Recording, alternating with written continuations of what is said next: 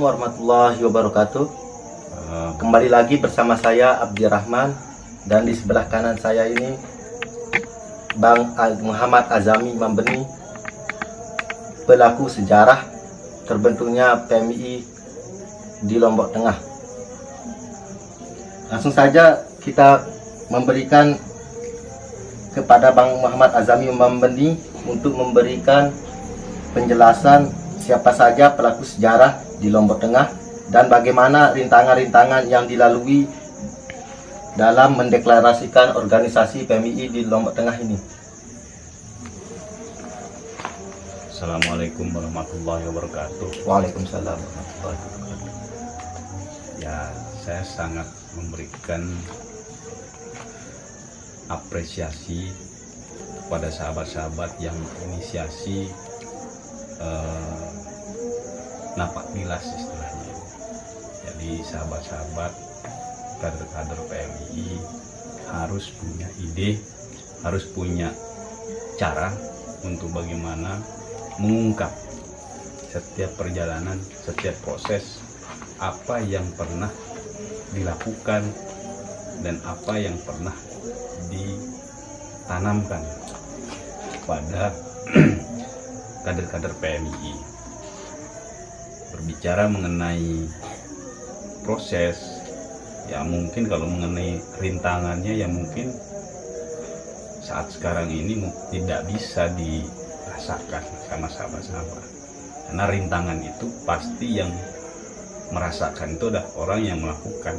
Nah, sering kita dalam membaca sejarah itu, saya tidak mengatakan salah, tapi ada kekeliruan cara memahami tentang, belajar tentang sejarah itu. Kadang orang yang masih hidup, masih ada, itu seakan-akan kita hilangkan dalam perjalanan sejarah itu. Ini penting. Karena apa? Karena banyak yang bercerita tentang sejarah, banyak orang yang bercerita tentang perjalanan dan proses-proses itu, seakan-akan tidak punya referensi yang jelas, seakan-akan tidak punya dasar, hanya bisanya mendengarkan cerita, dan cerita itu kadang jauh dari apa yang proses yang terjadi dan siapa yang ada di dalam proses itu. Ya banyak sih kalau kita mau berbicara mengenai sejarah, mengenai siapa-siapa yang terlibat di dalam proses, ya istilahnya itu keberadaan pergerakan mahasiswa Islam Indonesia, khususnya yang ada di Lombok Tengah. Saya bersama sahabat-sahabat senior-senior yang ikut terlibat di dalam proses itu, tentu kita tidak akan menghilangkan apa yang pernah terjadi. Dan ya mungkin kita sering berguyon, sering bersantai, sering ya saling mengungkaplah apa yang pernah kita rasakan. Dan itu guyonan-guyonan khas yang kita lakukan, yang mungkin bagi sahabat-sahabat yang hanya bisa mendengarkan, yaitu hanya ikut ketawa-ketawa saja. Tetapi bagi kita yang merasakan dalam proses perjalanan itu, ya tentunya ada makna, ada sejarah, ada nilai di sana. Nah, tetapi kami tidak ingin mau menjauhkan ceritakan itu kepada kader-kader ini, tetapi kami ingin mau menanamkan cerita-cerita itu menjadi sebuah, ya minimal motivasi, memberikan sebuah gambaran, memberikan sebuah pandangan, tentunya juga bagaimana perjalanan organisasi selama ini, khususnya PMII yang ada di Lombok Tengah. Kalau mengenai rintangan, apa yang kita lakukan atau apa yang kita alami, tentunya plus minusnya itu ada. Baik buruknya itu pasti ada. Tidak ada dalam sebuah proses itu semuanya baik. Pasti ada saja yang kurang baik. Nah, oleh karena itu adalah bagian dari bagaimana untuk menambal yang kurang baik itu untuk diubah menjadi baik, lebih baik. Nah itu tentunya proses-proses itu yang harus dilalui. Proses-proses itulah yang harus dilalui oleh setiap orang. Nah bagi kader-kader PMII mungkin khusus yang ada di Lombok Tengah, ya mulai dari sahabat, ya kalau saya bilang mulai dari sahabat Samsudin, ya memang secara de facto jujurnya bahwa dia adalah ketua umum pertama sahabat Samsudin di Lombok Tengah, dan itu di SK-kan oleh pengurus besar Pergerakan Mahasiswa Islam Indonesia pada tahun 2003, 2004 sampai tahun 2005. Jadi ada 2 periode di sana. Tetapi di dalam periode itu pun tidak semulus apa yang dibayangkan, tidak semulus apa yang diceritakan. Kalau kita bercerita itu gampang sekali, sangat mudah sekali. Tetapi bagi orang yang melakukan proses itu, tentunya banyak hal. Nah, banyak hal inilah yang menjadi catatan di sini. Ya seperti tadi, tantangan, rintangan, dan lain sebagainya, banyak lah. Ya bagaimana cara kita untuk merekrut kader, bagaimana kita itu untuk kader ini supaya mau masuk di PMII, itu tantangannya sangat luar biasa. Tantangannya sangat luar biasa karena kita tahu, ya mungkin bagi orang mengatakan bahwa kampus ini, kalau kita dulu nyebutnya kampus yang khususnya dulu namanya Sekolah Tinggi Agama Islam Ibrahim Komarul Huda, kita nyebutnya itu kampus Kubah Hijau. Jadi kampus Kubah Hijau itu pun memang lahir di bawah Nahdlatul Ulama. Tetapi walaupun di bawah naungan Nahdlatul Ulama, tentu tidak semulus apa yang dibayangkan. Walaupun PMII adalah lahir dari mahasiswa-mahasiswa yang ada di Nahdlatul Ulama, khususnya bagi kami yang ada di sini, di kampus Kubah Hijau, itu banyak tantangannya. Coba tanya sahabat Samsudin, terus ada tanya sahabat Tajuddin Al-Arqam, tanya sahabat-sahabat yang ikut dalam proses ini. Tetapi itu secara de facto-nya saya ceritakan bahwa Samsudin, secara de jure-nya Samsudin itu menjadi ketua umum pertama PMI Lombok Tengah, dan itu cabang persiapan. Itu tahun 2003 sampai tahun 2005, karena ada 2 periode masa khidmat, ada 2 masa khidmat. Apakah boleh? Ya untuk kepentingan organisasi, untuk keberlangsungan proses dalam berorganisasi, boleh-boleh saja, karena ada situasi pada saat itu. Nah tentunya di sana banyak hal yang terjadi. Ya mungkin saya sama sahabat Samsudin selama ini waktu dulu itu, saya bukan mengatakan tidak suka orangnya, tetapi kita harus tahu di sini kita boleh berbeda, kita boleh beda pandangan dan lain sebagainya, tetapi jangan kita merenggangkan jarak secara pribadi. Sahabat Samsudin adalah senior, sahabat Samsudin adalah bagian yang tidak terlepaskan dari keberadaan PMI Lombok Tengah. Tapi memang kalau kita berbicara mengenai jika bakal pergerakan mahasiswa Islam Indonesia di Lombok Tengah, khususnya di kampus Kubah Hijau, ya dari dulu, jauh sebelumnya sudah ada cikal bakalnya ya, cikal bakalnya dari tahun 2021, 2002 itu sudah ada proses bagaimana PMII masuk di kampus Kubah Hijau. Dan proses apa yang terjadi, kenapa pada tahun 2001, kenapa 2002 itu, kenapa baru 2003 bisa istilahnya dideklarasikan, istilahnya dituangkan. Tapi memang proses itu harus ada, proses itu harus ada. Bahkan terbentuknya komisariat dulu, komisariat persiapan, ya aja sekarang namanya komisariat Al-Huda.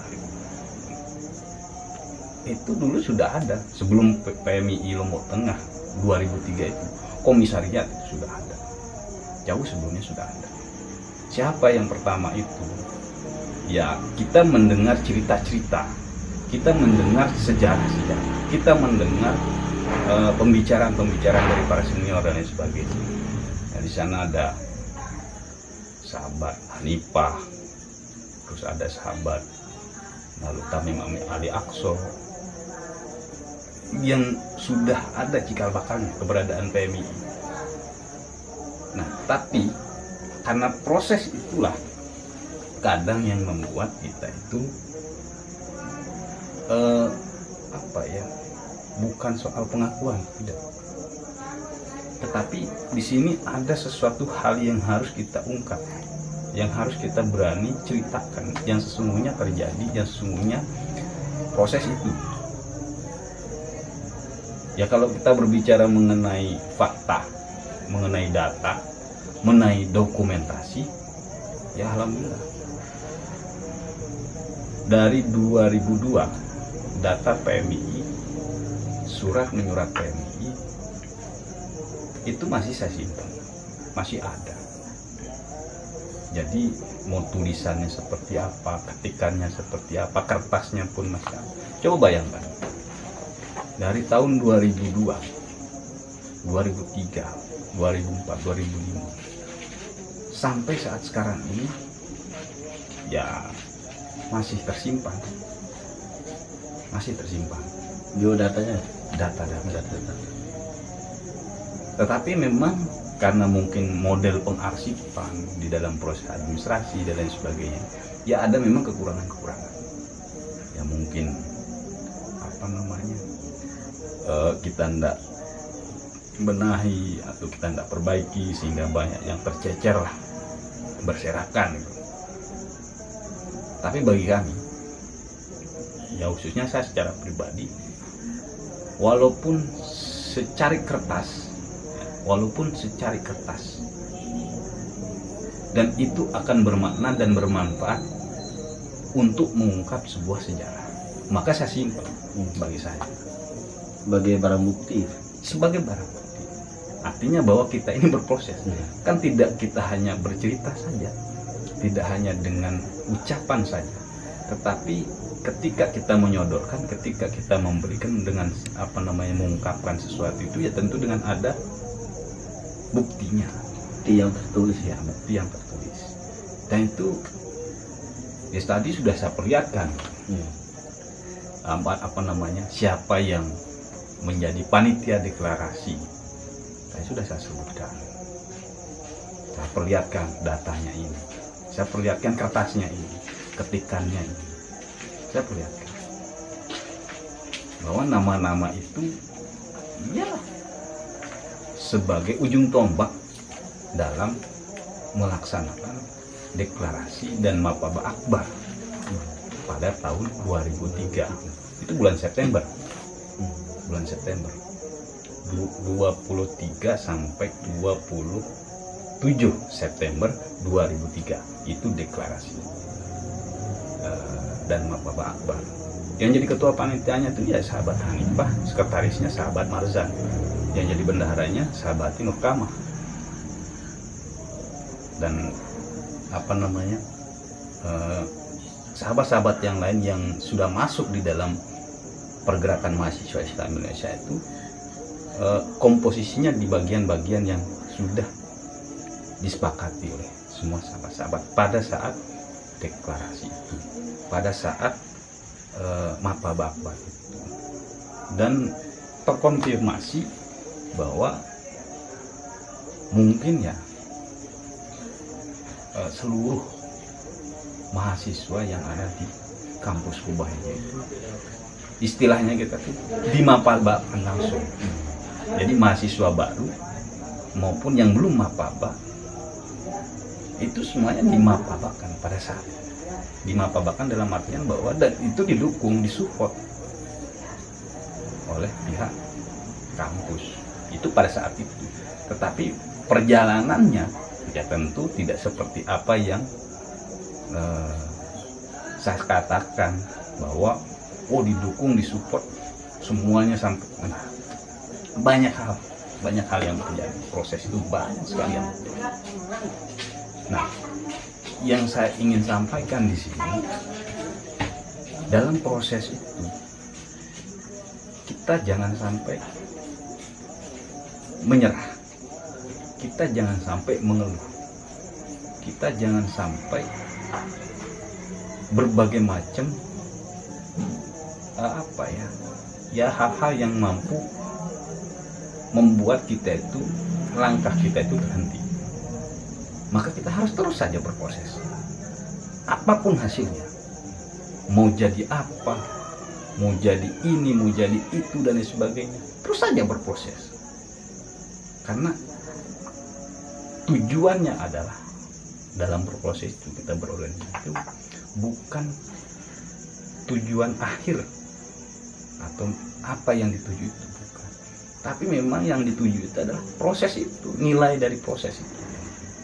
Dan itulah yang menjadi bagian yang tidak terpisahkan yang kita alami. Ya mungkin sahabat-sahabat senior, sahabat-sahabat alumni, ya banyak yang diceritakan dan lain sebagainya. Banyak yang di birokrasi, banyak yang di politisi, banyak yang di yudikatif, dan juga banyak yang jadi pengusaha, banyak yang jadi guru, mengelola pondok pesantren, bahkan di NGO. Banyak para alumni dan senior yang menduduki posisi-posisi strategis. Nah, tentunya perspektif mereka ini, alumni-alumni ini, akan berbicara sesuai dengan apa yang dialaminya, apa yang dirasakannya. Gak mungkin dia akan bercerita yang bukan dialaminya. Karena di sini kita harus tahu proses itu. Kalau mengenai proses di dalam administrasi, terus di dalam materi-materi dan lain sebagainya, ya banyak hal lah yang bisa kita jadikan barometer, kita jadikan tolak ukur dalam proses itu semuanya. Karena di sini ada hal yang mungkin, ya harapan saya sih ke depannya ini, kader-kader PMI khususnya yang ada di Lombok Tengah ini mampu melihat sesuatu dengan cerdas. Sahabat-sahabat itu boleh mencari ilmu, mencari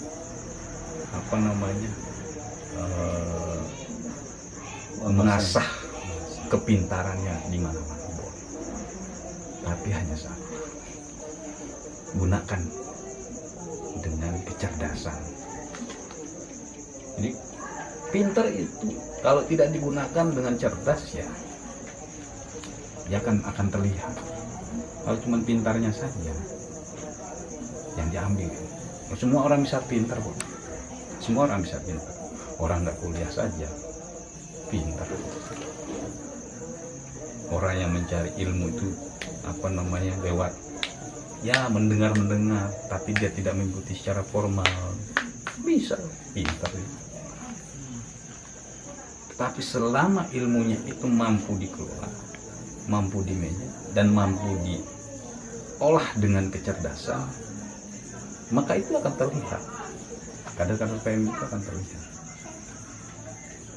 Dan itulah yang menjadi motivasi, itulah yang menjadi pegangan kita, khususnya bagi kader-kader PMI. Kita harus menggunakan kecerdasan kita, mampu memberikan dan mampu masuk pada ruang-ruang yang mungkin orang tidak bisa masuki. Gunakan kecerdasan itu.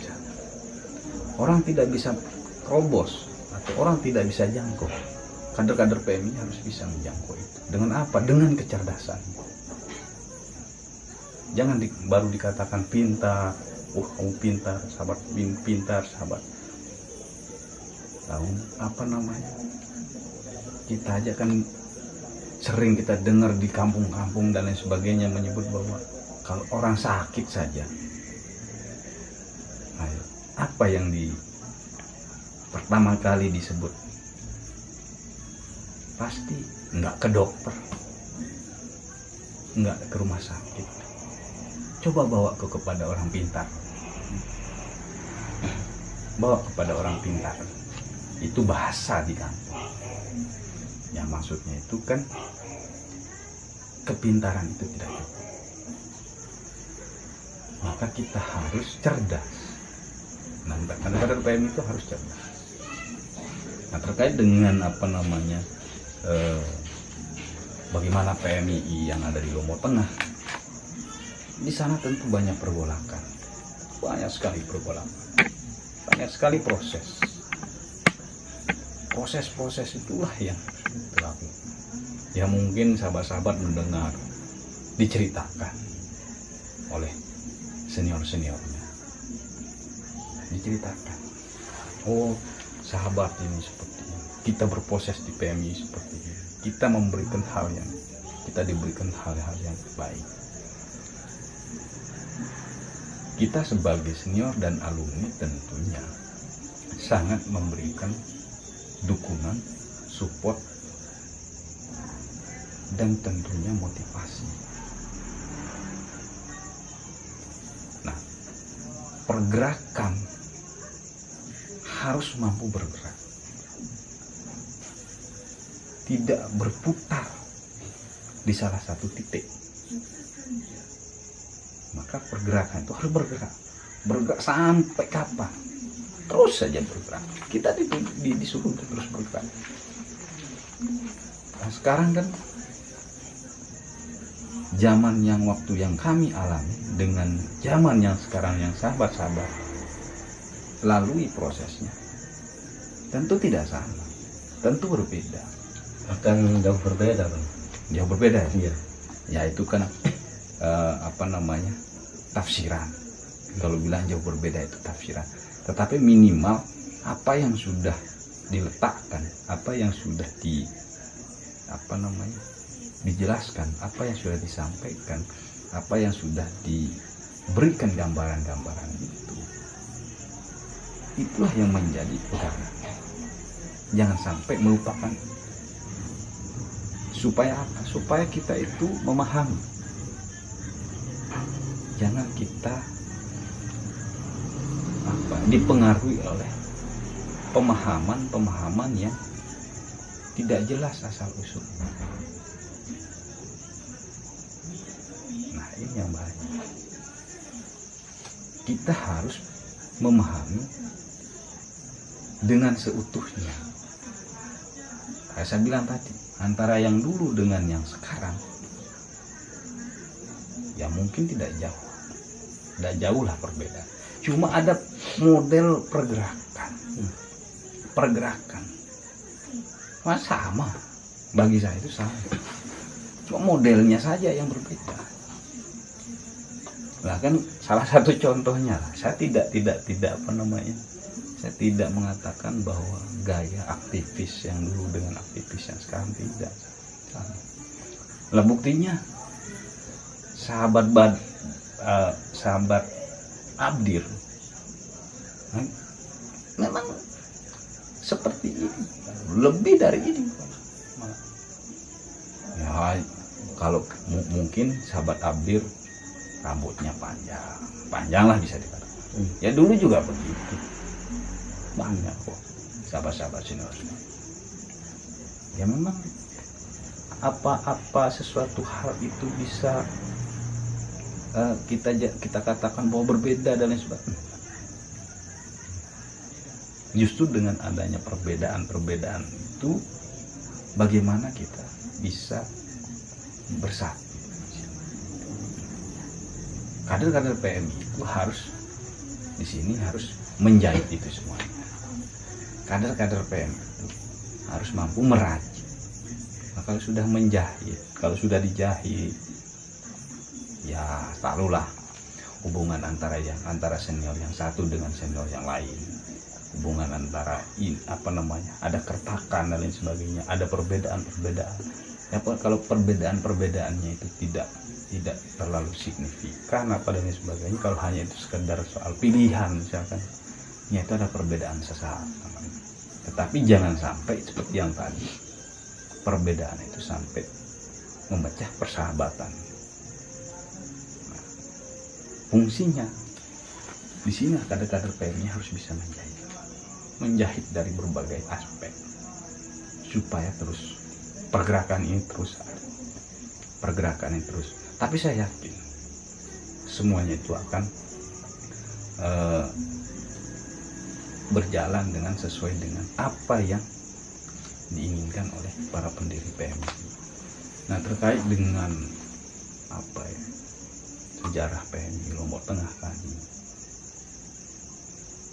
ya banyak hal yang mungkin yang bisa dipetik, yang mungkin bagi sahabat-sahabat yang saat sekarang ini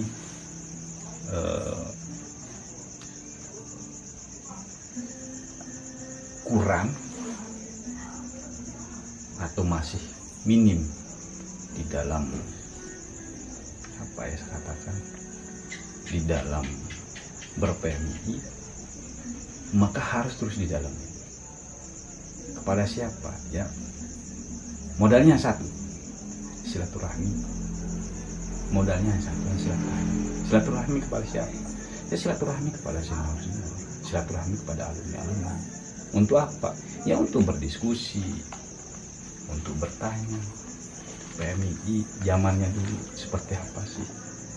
PMI dulu itu seperti apa? Bagaimana prosesnya? Kalau dulu kita itu, ya mungkin bisa kita katakan bahwa kita ingin tahu PMI itu sampai kita cari senior-senior, bahkan senior-senior yang ada di atas gunung, rumahnya yang ada di atas gunung kita cari. Untuk apa? Yang itu kita belajar apa? Proses.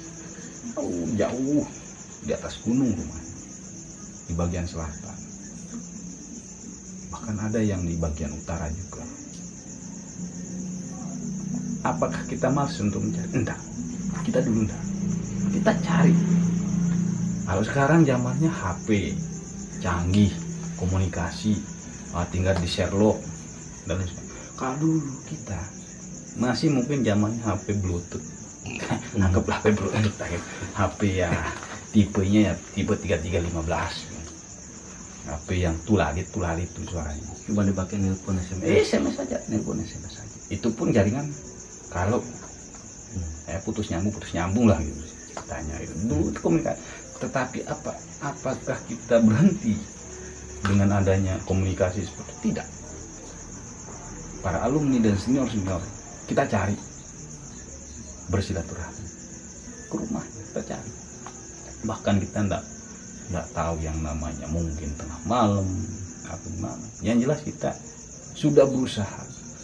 Tetapi yang namanya kita mau silaturahmi, yang namanya niat kita itu bersilaturahmi, mencari senior, bertemu senior. Ya karena bagi senior dulu itu ya jam berapapun, asalkan kader-kader PMI datang, itu yang melakukan dulu. Jadi kita tidak melihat jauh jaraknya, enggak. Yang jelas silaturahmi, bertemu, dan kita seperti ini diceritakan. Oh kita dulu itu begini. Hanya mendengar cerita dari para alumni. Jadi mendengar ceritanya berproses di organisasi itu tuh menjadi semangat kita, itu menjadi motivasi kita. Untuk apa? Untuk menghidupkan dan menggerakkan PMI yang ada di Lombok Tengah. Ya mungkin dalam prosesnya PMI di Lombok Tengah, ya setiap masa khidmat, setiap periodisasi, istilahnya itu, ya tentu banyak polanya beda-beda, tidak sama.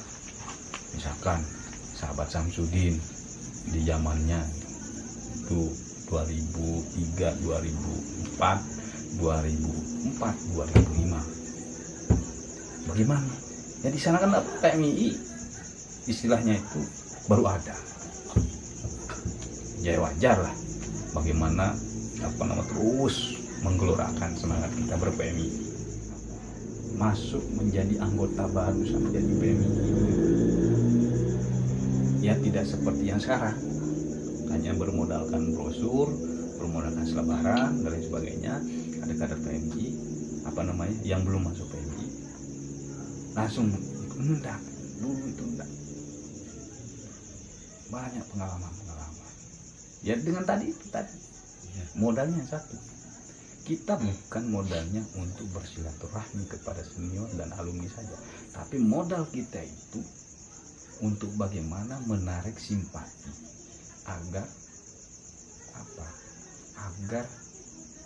mahasiswa-mahasiswi ini mau masuk, mau berproses, mau aktif di organisasi.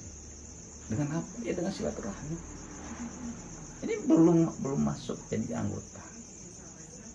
Kita silaturahmi, kita ketemu, bahkan kita kunjungin rumahnya, kita ketemu sama orang tuanya, kita jelaskan. Ya, nah itu nilai silaturahmi. Yang namanya kita modal kita itu. Ya, kalau sekarang banyak modal yang sahabat-sahabat bisa pakai. Kalau dulu udah motor nggak ada, HP 1-2 yang punya, ya syukur-syukur masih kita itu mau menggerakkan, mau menghidupkan organisasi. Tapi kita tidak berhenti pada titik itu. Ya ada saja caranya kita itu, ada saja cara-caranya kita itu untuk apa? Ya untuk tadi, untuk bersilaturahmi. Karena tujuan kita itu, niat kita itu, kita bahwa itu baik, mengajak agar mereka mahasiswa-mahasiswa itu mau berproses. Ya seperti yang tadi. Ya mungkin itu salah satu cara silaturahmi. Cara yang menurut kader gitu. Iya, agar dia itu mau masuk menjadi anggota, belum menjadi kader, agar mau masuk menjadi anggota PMI. Nah, ketika kita itu bersilaturahmi, ketemu sama orang tuanya, kita jelaskan, kita sampaikan bagaimana PMI. Ya akhirnya orang tuanya itu dengan baik menerima kita, dengan baik untuk bagaimana anaknya itu mau berproses di PMI. Bahkan didukung untuk masuk di organisasi, khususnya di PMI. Banyak pengalaman. Ya mungkin saya bercerita ini sedikit pengalaman yang kami rasakan pada saat itu. Ya tadi bukan kita hanya untuk bersilaturahminya kepada alumni dan senior saja, tetapi kita bersilaturahmi bagaimana calon anggota baru PMI ini bisa masuk. Itu dulu itu kita harus datang ke rumahnya. Ya tentunya kan tidak serta-merta kita itu datang. Memang tujuan kita baik silaturahmi, tetapi seperti yang tadi, yang masa kita mau berkunjung ke rumah mahasiswa atau mahasiswi, ujuk-ujuk langsung datang untuk enggak. Ya tentunya kita perkenalan di kampus, perkenalan dan bagaimana. Dan memang ada sahabat-sahabat yang sudah ada di jajaran pengurus cabang, di jajaran pengurus komisariat. Tentunya di sini ada tim inilah yang dipakai untuk apa? Ya untuk bertugas untuk bersilaturahmi. Nah nanti kalau tim ini sudah tidak kuat, barulah di tingkat yang selanjutnya, artinya yang lebih senior turun gunung atau bagaimana. Tapi karena kita itu waktu itu bahwa kita nggak kekurangan cara, banyak cara kita. Ya bahkan ya mohon maaf, apakah kita menghalalkan segala cara untuk enggak? Kita tidak menghalalkan segala cara, tetapi ada cara-cara yang lebih baik, ada cara-cara yang lebih elegan dan ada cara-cara yang lebih bisa diterima, dan itulah kita pakai. Ya lebih cepat untuk Lebih cepat untuk dalam proses itu. Ya seperti yang saya ceritakan tadi, mungkin ya satu motor, ingat saya itu motor yang kita pakai itu motornya Samsudin waktu itu, motornya Kristal waktu itu. Mungkin masih sampai saat sekarang motor itu ya suaranya seperti itu. Tapi walaupun tetap aja yang jelas bisa dipakai untuk jalan itu. Iya. Dan caranya kita juga menghidupkan organisasi ini bukan fokus dalam soal-soal kaderisasi, bukan. Tetapi soal-soal eksternal organisasi juga kita lakukan. Soal-soal eksternal organisasi yang kita lakukan itu apa? Ya pendampingan kepada masyarakat misalkan. Ada pendampingan, ada masalah-masalah sosial yang masyarakat kita itu hadapin. Ya sebagai kader-kader PMI yang sudah memahami itu, ya kita harus tahu dan kita harus turun dan kita investigasi, kita turun ke lapangan, cek lokasi, turun bertemu sama tokoh-tokoh masyarakat, pendekatan kita, kebutuhan apa yang paling mendesak di masyarakat, itu kita inventarisir di dalam kita diskusikan nanti di internal pengurus nanti. Jadi kita turun, jadi hasil pendampingan dan hasil advokasi dan hasil investigasi yang kita lakukan seperti ini kita diskusikan bersama dan kita carikan solusinya, kita carikan caranya, bagaimana cara kita. Itu ya diskusi seperti ini, diskusi. Kita lakukan diskusi itu. Bahkan salah satunya ya mungkin Samsudin sudah menyampaikan tentang apa yang menjadi di dalam programnya dulu itu, salah satunya ya masih mungkin semua saja masih, karena itu perjuangan PMI,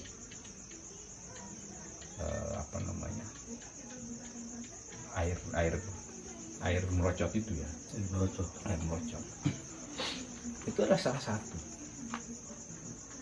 karena di sana masyarakat sangat membutuhkan air di desa Menemeng waktu itu. Masyarakat kita datengin, tokoh-tokoh kita datengin, apa yang harus kita lakukan, apa yang masyarakat waktu itu kebutuhannya air. Bahkan kita diskusi sama masyarakat bahwa langkah-langkah apa yang harus kita lakukan dan difasilitasi oleh PMI. Bahkan ya konkret kita minta dari dinas PU untuk datang, untuk mengecek debit airnya, untuk mengecek kebersihan dari airnya. Dan itu kita datang, kita hadirkan. Mengenai soal teknis biaya dan lain sebagainya itu ya karena yang namanya masyarakat itu ada yang urunan caranya, dan juga ada bantuan-bantuan yang lain, karena yang namanya masyarakat sangat membutuhkan air pada saat itu. Sehingga ya untuk bagaimana air ini bisa dipakai dan sejauh mana air ini bisa dirasakan, tentunya kan punya ukuran ya, punya debitnya. Apakah satu kampung ini bisa dirasakan, atau 2 kampung, 3 kampung, itu punya ukuran ya. Nah itulah yang kita lakukan. Kita koordinasikan dan kita komunikasikan dengan pihak-pihak terkait waktu itu, air merocot itu. Dan itu ya bagian dari perjalanan dan catatan usaha dan upaya yang dilakukan oleh sahabat-sahabat dari PMI waktu itu. Nah, dalam kesempatan ini tentunya apa yang sudah diletakkan itu, maka kader-kader PMII selanjutnya harus tahu dan harus melanjutkan apa yang sudah diletakkan, apa yang sudah berikan untuk bagaimana sahabat-sahabat ini memahami. Itu yang dari eksternal. Belum lagi mungkin kalau saya bercerita tentang pengalaman di eksternal itu, kebetulan saya dulu jadi ketua duanya PJPMI Lombok Tengah di zamannya Samsudin. Ya, jadi saya tahu ketua dua itu seperti apa.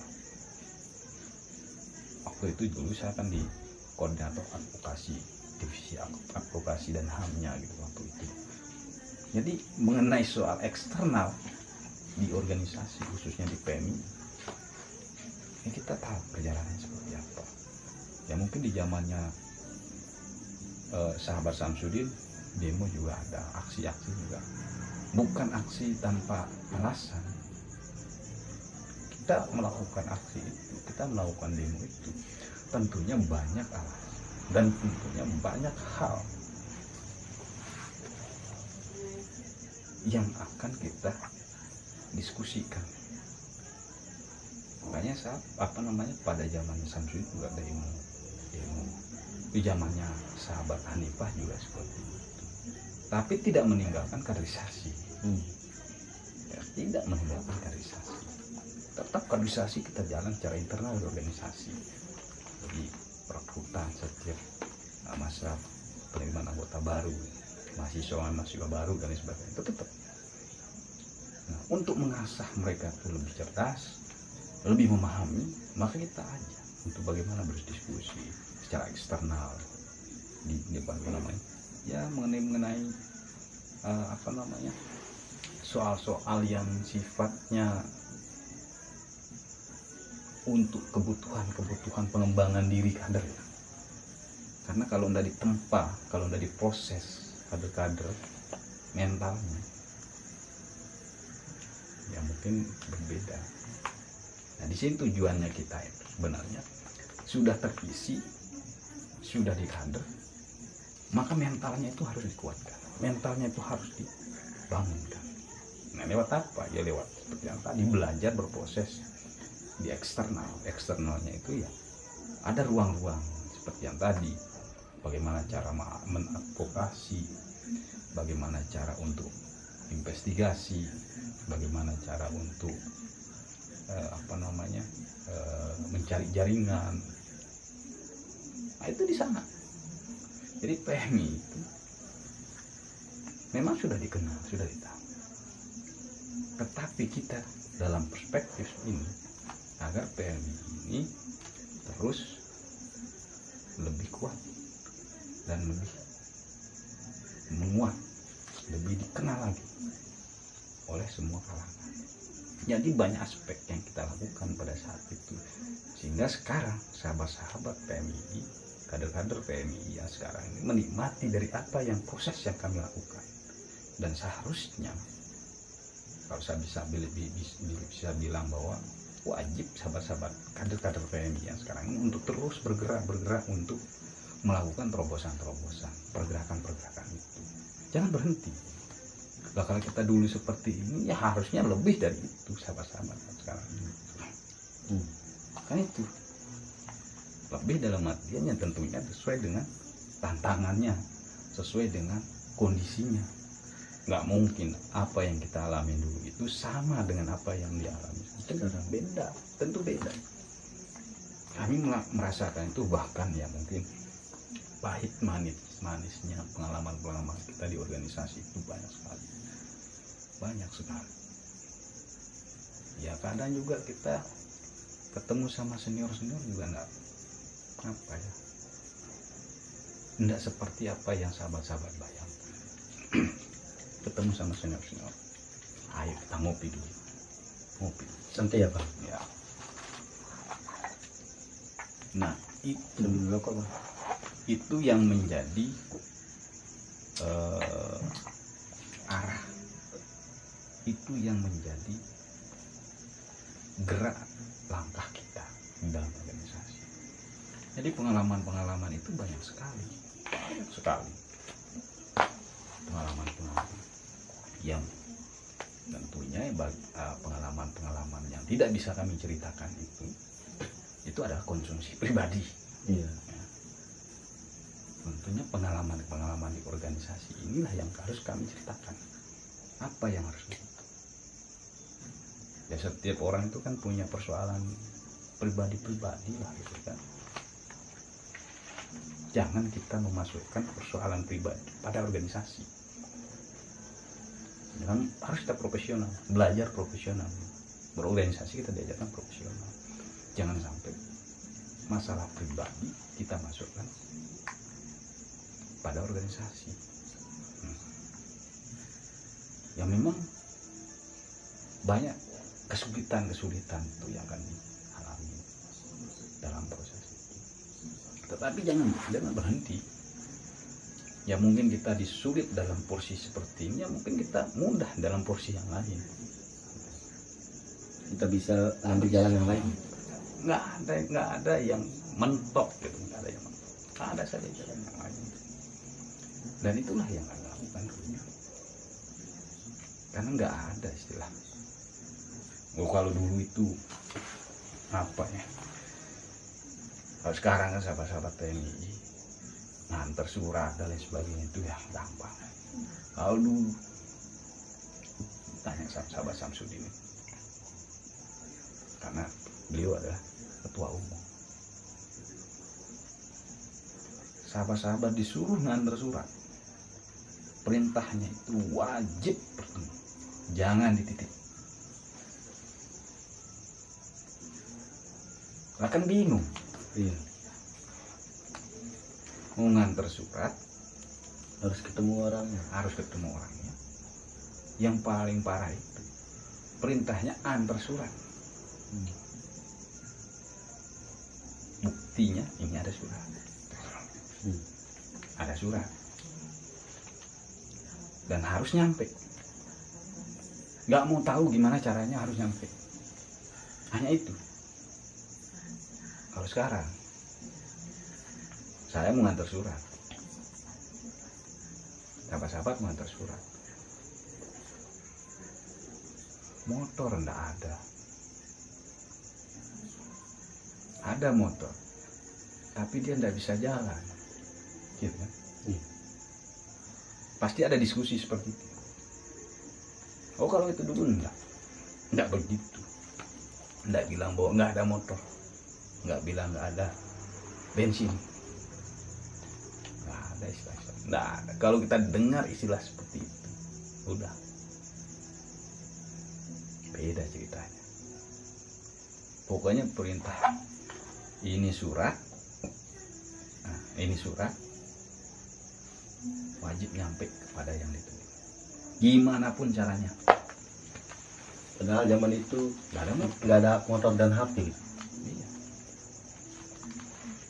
Ya mungkin bagi yang punya ide kreatif dan lain sebagainya, sahabat Hanifah tanya. Sahabat Hanifah kalau masalah itu pasti dia paham. Pasti dia paham. Ya karena apa? Dia nganter suratnya mending yang dekat-dekat. Nganter suratnya itu ya jauh, kan butuh transportasi ya. Ada yang apa ya istilahnya itu, kalau itu apa namanya, pasti nyewa motor atau ngojek lah. Ada yang ada kader yang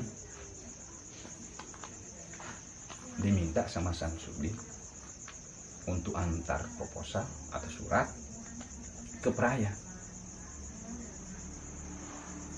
Saya tadi sama perintahnya begitu. Dan itu memang tugasnya harus dilaksanakan.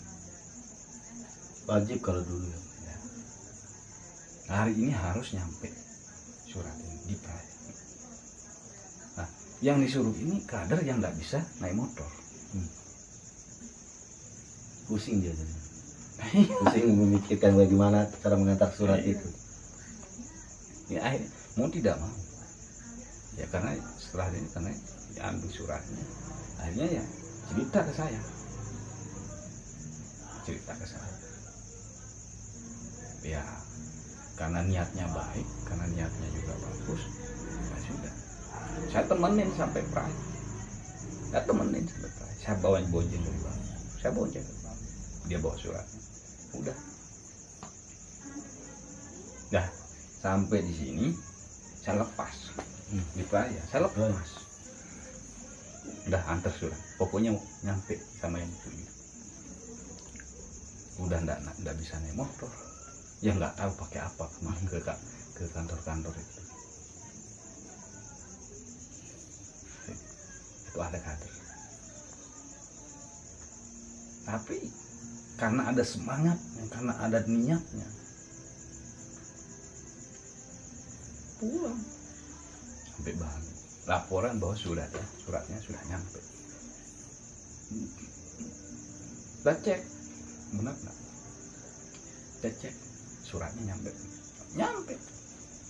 Nah, kenapa saya bercerita seperti itu? Itulah bentuk proses dan perjuangan. Nah, waktu itu nggak ada transport, nggak ada motor saja kita bisa, apalagi yang sekarang. Nah, proses-proses sederhana seperti itulah yang menguji talenta kita, itulah yang menguji kemampuan kita, itulah gunanya komunikasi. Komunikasi itu sangat penting, silaturahmi itu sangat penting, dan itu modal kita. Ya ada juga cara-cara yang lain juga ada, misalkan sahabat-sahabat PMI, khususnya yang yang cowok lah gitu, banyak panitia, kita bentuk panitia kegiatan, nggak ada motor, nggak ada kendaraan, ya kita adalah yang azas manfaat istilahnya, azas manfaat, kita ambil positifnya, memanfaatkan, kita ambil nilai positif. Ada juga yang berinisiatif, ya karena ini untuk kepentingan organisasi, untuk keberlanjutan organisasi itu, ya ada sahabat di panitia waktu itu, ya dia pusing bagaimana caranya untuk bisa persiapan acara dan sebagainya. Ya dengan itu dia pacaran dengan mahasiswi yang punya motor. Ya akhirnya benar, ketika nyambung dan lain sebagainya. Tapi bukan saat kita seperti yang tadi, bukan kita mengulik pribadinya, ya. Tetapi kalau untuk bermanfaat untuk organisasi, ya sudah. Nah, karena ada manfaatnya, akhirnya bisa dipakai motornya, bisa dipakai. Berbagai macam cara. Itu dulu pengalaman yang begitu. Ya belum lagi yang proses kaderisasi. Wah banyak. Kalau saya ceritakan pengalaman itu. Ya sahabat Kurniawan juga begitu. Nah waktu itu dia ikut Mapaba Akbar waktu itu. Sahabat Kurniawan.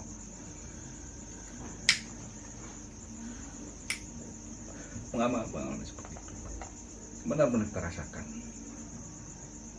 Kita sangat merasakan pengalaman yang prosesnya begitu, ya kita punya semangat itulah yang kita pakai untuk bagaimana PMI ini bisa besar di Lombok Tengah. Ya akhirnya ya dengan cara-cara seperti itu. Tahun dulu kan nggak ada yang tahu, mana ada yang kenal PMI dulu. Bahkan kita banyak mendengar cerita-cerita tentang pokoknya PMI ini begini, pokoknya PMI banyak yang kita dengar. Tapi kalau kita mendengar cerita-cerita seperti itu, lantas kita lawan dengan cara-cara seperti itu, makanya di sini gunanya kecerdasan kita. Kita biarkan mereka bercerita tentang PMI, bahkan ya ada mungkin mohon maaf ada yang menjelek-jelekkan PMI, kita dengar, tetapi kita nggak ikut, kita nggak marah. Nanti dengan proses itu dia akan tahu benar, justru yang menyebut-nyebut PMI kurang baik lah gitu. Itu mereka yang paling utama, paling aktif. paling utama untuk apa? Ya untuk menyuruh keluarganya masuk di PMI, berproses di PMI selanjutnya dan lain sebagainya. Tapi itu pasca kita, pasca kita. Nah, ya pengalaman cerita-cerita seperti itu penting. Kalau kita kalau kita dulu itu banyak sekali hal, banyak sekali. Yang mulai dari sahabat Samsudin, terus sahabat Hanifah jadi ketua umum, terus saya ketua umum yang ketiga di PMI Lombok Tengah, dan di zaman saya PMI Lombok Tengah sudah tidak persiapan definitif sekali di zaman saya. Karena waktu itu saya koordinasi dengan sahabat PKC Korcap Jawa Timur. Udah, akhirnya rekomendasi untuk menjadi cabang definitif kepada PBPMI yang ditandatangani oleh sahabat Heri Rianto Azumi sebagai ketua umum 2006. Waktu itu zaman saya itu 2006-2007. Ketua umumnya waktu itu sahabat Heri Rianto Azumi. Di saat itulah cabang PMI cabang Lombok Tengah definitif. Jadi zaman Samsudin, zaman Hanifah masih cabang persiapan. Baru di zamannya setelah saya baru zamannya Naru Purniawan EPNI. Dan dilanjutkan oleh para ketua umum yang lainnya. Dan tentunya banyak kisah pengalaman perjalanan yang bisa diungkap. Ya salah satunya seperti yang tadi, yang mengenai dokumen-dokumen itu, dokumen-dokumen perjalanan PMI. Dulu juga pernah saya nulis sejarah PMI. Pernah saya coba nulis Sejarah PMI yang ada di Lombok Tengah. Waktu itu saya nulisnya Sinar Api Emas PMI kalau nggak salah waktu itu. Dan memang sudah tercetak waktu itu. Tapi itu secara umum. Kalau untuk PMI Lombok Tengah. Nah, kalau catatan-catatan kecil di buku ada catatan-catatan ya, tulisan-tulisan di oret-oretan lah itu. Karena saya itu zamannya Samsudin, terus zamannya Hanifah, saya selalu bahkan sampai proses pemilihannya itu saya tulis. Proses pemilihan saya tulis. Nah, pengalaman seperti itu penting sebagai motivasi, sebagai pengingat. Oh ternyata saya bukan hanya sekedar masuk di PMI saja, saya bukan hanya mengkader diri di PMI, tetapi ada nilai dari proses yang bisa kita rasakan. Kita mau jadi apapun, kita mau jadi apa besok dan lain sebagainya itu nggak pernah berpikir. Yang penting berproses. Soal memetik hasil itu kan biarkanlah, itu urusan kehendak yang di atas. Kita proses aja. Nah, kalaupun ada hal-hal lain di dalam cerita-cerita yang saya sampaikan yang mungkin ada menyinggung dan lain sebagainya, ya saya mohon maaf, karena memang sejarah tentu kita harus ceritakan. Sejarah tentu harus kita ceritakan. Bukan kita menyembunyikan sejarah. Nah, kalau ada yang mengatakan bahwa sejarah PMI seperti ini, ya monggo silahkan. Tentunya dengan apa? Tidak tetapi buktikan dengan dokumentasi, buktikan dengan catatan-catatan yang secara administrasi. Itu penting di sini. Nah, sahabat-sahabat PMI di Lombok Tengah harus terus melakukan itu. Jadi setiap periodisasi itu untuk memberikan kepada generasinya agar ditahu bahwa prosesnya seperti itu. Kalau saya begitu, pengalaman dalam organisasi, ya mungkin ada kekurangan dalam cerita yang saya sampaikan ini, banyak hal mungkin yang terlupakan dan lain sebagainya. Ya, yang namanya kita manusia ini kan nggak semua harus kita ingat. Tetapi kalaupun ada yang mengingatkan bahwa oh kita ini begini dulu, oh kita ini, ya kalau memang benar itu ceritanya kita katakan benar. Ngapain kita bilang salah? Enggak. Salah satu contohnya, saya bukannya tidak takzim, tidak hormat sama sahabat Samsudin, enggak. Beliau adalah orang yang punya giroh, semangat di dalam organisasi, yang punya kecerdasan, dan tetapi memang pada saatnya kadang kita berbeda, tapi jangan perbedaan itu lantas kita itu tidak menunjukkan persahabatan. Nah, itu. Boleh kita beda konsep, boleh kita beda ide, boleh kita beda pilihan dan lain sebagainya, boleh. Tetapi jangan sampai menghilangkan persahabatan. Nah, harus sahabat-sahabat yang saat sekarang ini juga seperti itu. Dan lebih utamanya lagi oleh sahabat-sahabat senior-senior yang lain. Sahabat-sahabat senior yang lain. Boleh kita berbeda dan lain sebagainya. Tapi jangan sampai kita menghilangkan persahabatan. Kita harus menguatkan persahabatan itu. Boleh kita tidak terpilih, boleh kita tidak bisa mendapatkan apa yang kita cita-citakan, boleh. Tapi lantas jangan kita menyalahkan orang lain. Ini banyak yang kita lihat tidak terpilih dan lain sebagainya, menyalahkan orang lain. Sudah, yang kan saya bilang, jangan sampai kita menghilangkan persahabatan itu, khususnya bagi kita yang ada di PMI. Jadi banyak hal. Nah, tentunya bagi sahabat-sahabat PMI yang kader-kader PMI yang selanjutnya dalam regenerasi kepemimpinan di organisasi juga harus semakin bergeraknya itu tentunya dengan konteks, tentunya dengan apa yang dihadapin.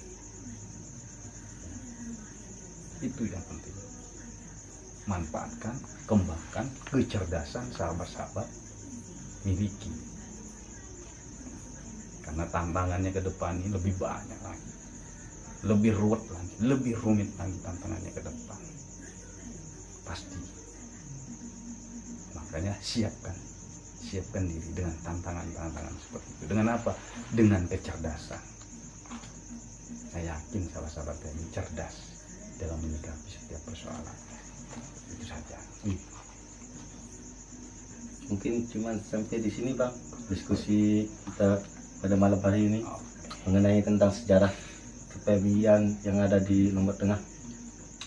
Sedikit juga Bang, saya minta untuk memberikan motivasi kepada para kader agar bisa lebih semangat dalam berproses di organisasi PMI ini. Oh iya, ya bagi sahabat-sahabat kader PMI khususnya yang ada di Lombok Tengah, banyak hal yang bisa dilakukan, banyak hal yang bisa dikerjakan, dan banyak proses yang harus sahabat-sahabat lalui. Teruslah bergerak dan teruslah membaca, teruslah menggali referensi-referensi yang kuat. Supaya apa? Supaya kedepannya sahabat-sahabat mampu mengatasi setiap persoalan-persoalan yang lebih luas, yang lebih rumit dalam soal-soal baik di tengah-tengah masyarakat maupun di tengah-tengah sahabat-sahabat ketika berorganisasi. Demikian, wallahu muwaffiq ila aqwamit thoriq. Wassalamualaikum warahmatullahi wabarakatuh. Waalaikumsalam warahmatullahi wabarakatuh. Baik, terima kasih kepada para penonton yang sudah ikut bergabung di dalam channel kami.